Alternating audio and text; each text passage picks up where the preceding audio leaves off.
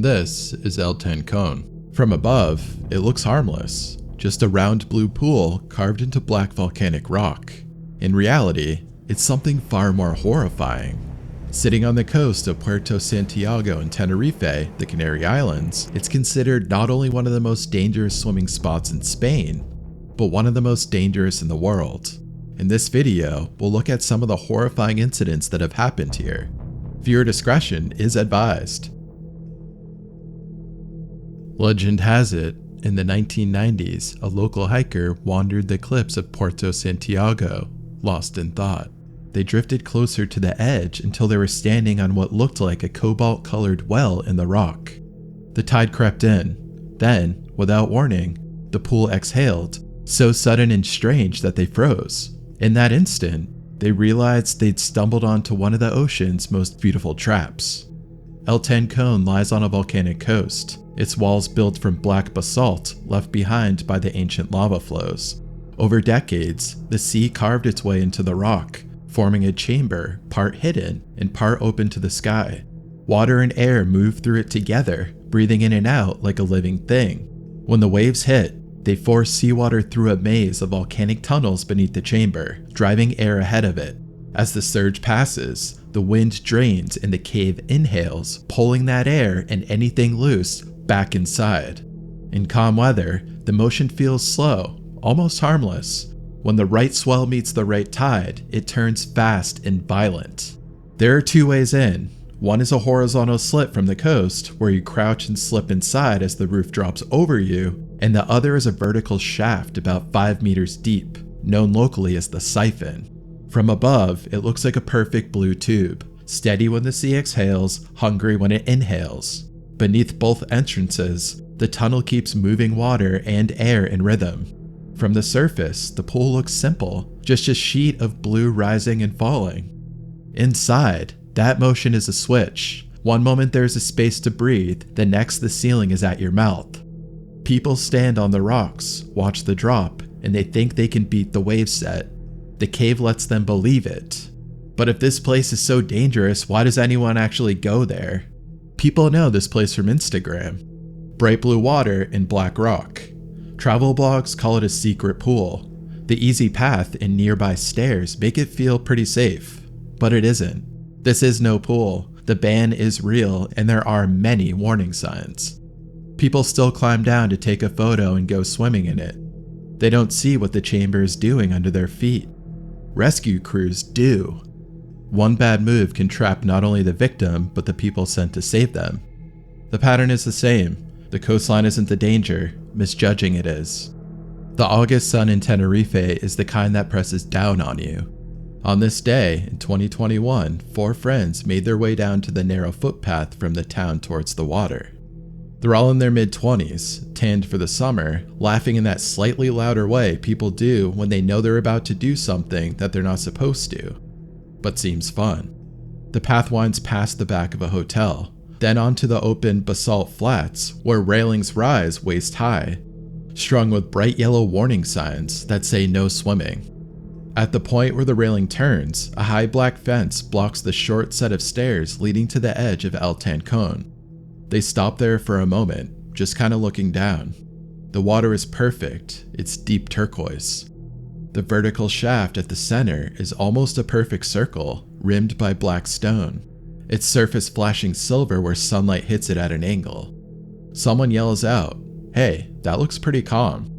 The pool rises slowly, swells just high enough to kiss the stone rim, then drops again. The movement has a rhythm, like a slow breath in and out. Someone balances a phone on a shoe and frames the pool in the shot. From the low angle, the water looks like it could be a cenote, calm, welcoming, almost tropical. They start laughing a little bit louder now, the kind that lives halfway between excitement and nerves. One friend points towards the surface, tracing a finger where the waterline drops and rises. They watch for a while, counting under their breath. On the low, the rock wall shows all the way around. On the high, the wall disappears. The difference seems manageable. They start timing. 1, 2, 3, 4, then they've got it. If they slide in on the low, ride the rise, they'll have space to breathe and time to climb out. It's a bad read, but they don't know that yet. They decided to choose the shaft entrance.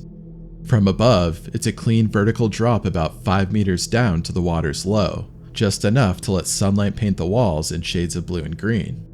2 of them plan to go first and step inside the rim, toes curling over the edge, trying to stay steady.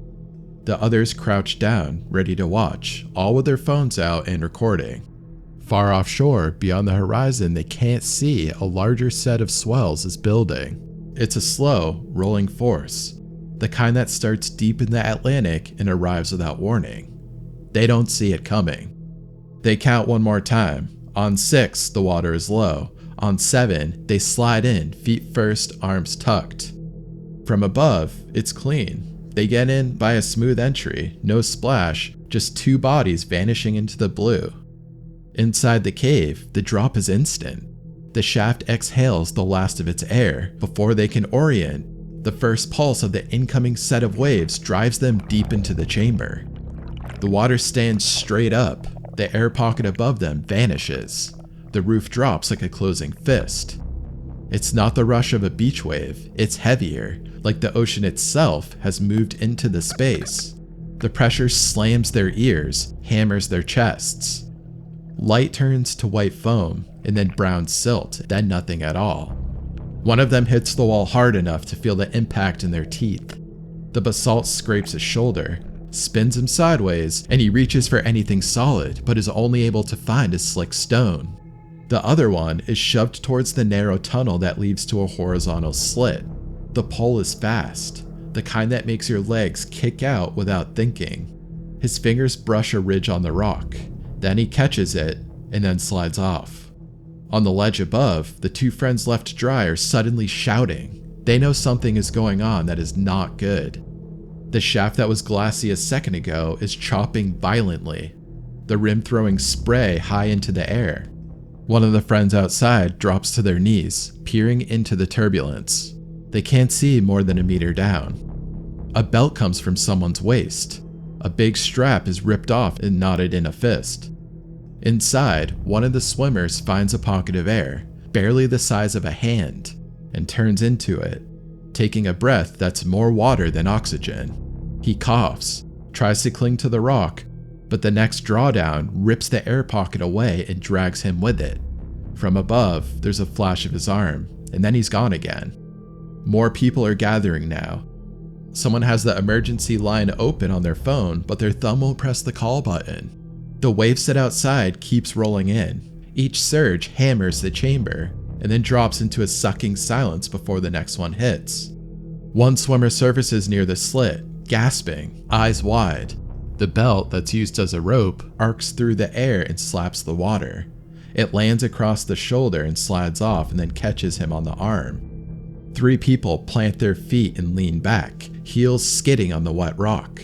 The swimmer skates across the surface, bouncing off the wall, and a hand catches his wrist, pulling him onto the flat basalt. He's limp, his chest isn't moving, his face is gray, slick with seawater. Compressions start, palms in the center of his chest, elbows locked, weight forward.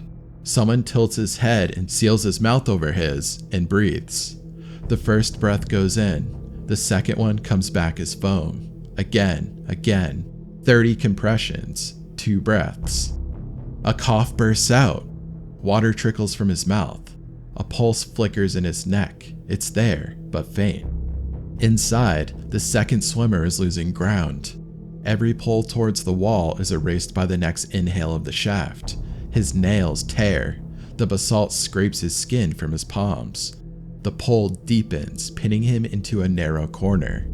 Then the set drops hard, and the current funnels him into a volcanic tube below. The tunnel is black, twisting, barely wider than his shoulders. There's no air in there, just the cold push of the sea, and it carries him deeper. Above, sirens wind through the streets. Civil protection and the local police push through the fence.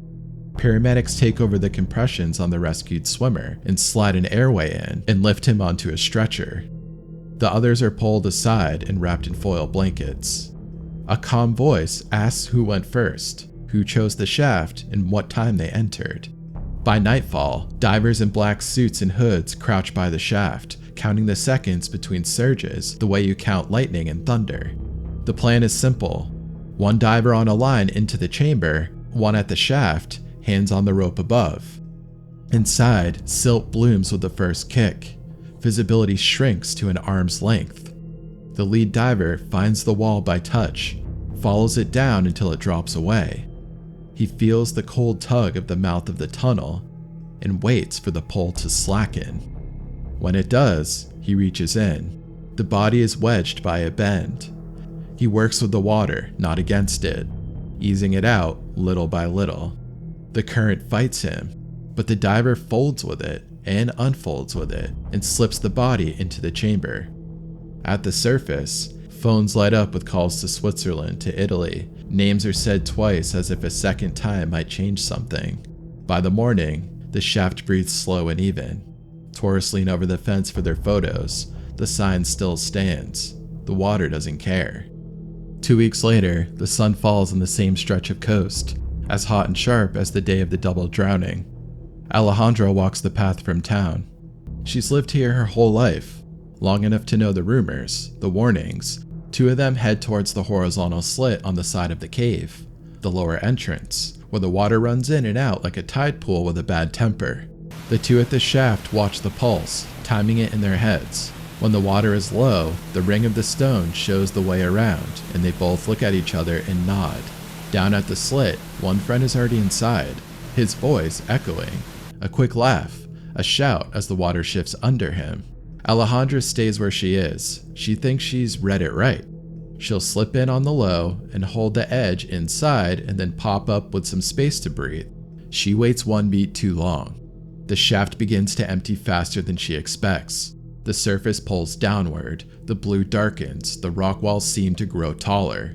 She bends her knees and jumps, aiming to land before the rise. She doesn't. The inhale takes her mid-air. It swallows her in one long pull, dragging her down the throat of the shaft towards the chamber below. The change is instant. Her vision shatters into foam and bubbles. The smear of the light from above vanishes as the water folds over her. She kicks hard, but it's like kicking in a dream. No progress, no up or down she can trust. Her forearm skims the wall, no edges for her fingers to grip. She reaches higher, scraping skin, but the wall keeps going. Her lungs start counting her own voice. 10, 9, 8. The shaft splits into the chamber and everything changes again. The room isn't big. The roof is low. She knows this now because her face is almost pressed to it. The surge is still falling, pulling her toward a dark mouth at the bottom of the chamber. The current is colder there, harder, and it wants her. Her hands claw at the rock. Nails scrape. One finger catches on a sharp edge, bends back, and the pain is quick but distant. The pull keeps going. Something inside shifts her. Panic burns away, replaced by something harder, smaller, more focused. Without thinking, she twists sideways and wedges one shoulder into the corner where the wall juts. The current tries to peel her off, but she leans in harder, locking herself against the stone. Her left hand finds a lip. Barely there, wet and slick. Only 2 fingers fit, skin on stone. She closes her eyes and counts, softer now. 3, 2, 1. The surge ends, then the room fills. The water rushes back, lifting her towards the roof. It's not gentle, and it slams her shoulder into the rock, rattling her teeth. A burst of white light pops up behind her eyes. She keeps her grip. For 1 second, there's an air pocket above her. She turns into it and drags a breath.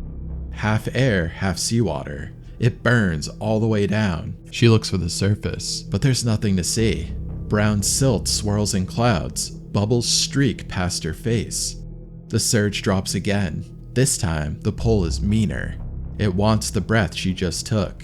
Her fingers slide on the lip. Her shoulders slip out of the corner, but she hooks her elbow and jams it back in. The rock strips skin from her arm. With the amount of adrenaline running through her, she doesn't feel it. A shadow crosses the rim. A hand slices into the water, grabbing her. It brushes her wrist, slides away, and then finds it again and clamps down hard. Warm, solid, refusing to let go. Another hand catches her forearm. Her own fingers release because they can. The next surge throws both of them against the wall, but the grip holds. Whoever is above braces their feet on the wet basalt, leaning back hard enough to make their shoes squeal on the stone. Another set of hands from the ledge catches her other arm. The pull changes direction. For the first time, she's being dragged towards safety.